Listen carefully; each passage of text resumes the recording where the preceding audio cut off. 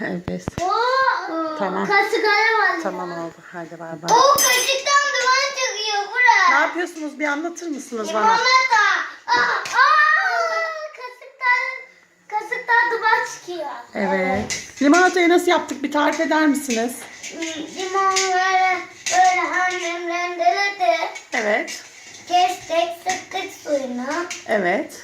Sonra buraya koyduk. Evet. Un koy, tuz koyduk birazcık. Tuz mu?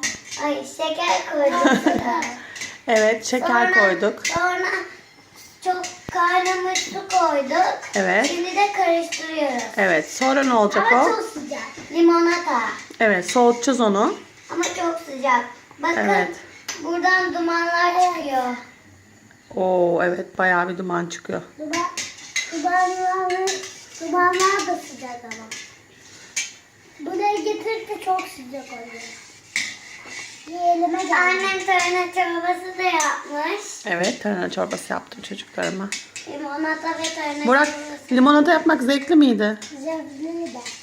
İçecek misin soğuyunca? Bir el sallayın bakalım. Bay bay. Arkadaşlar videomuzu beğenmeyi, abone olmayı, like tuşuna basmayı ve yorum yazmayı unutmayın. Reza duvar çıkarıyor bence. Bay bay. Bye bye.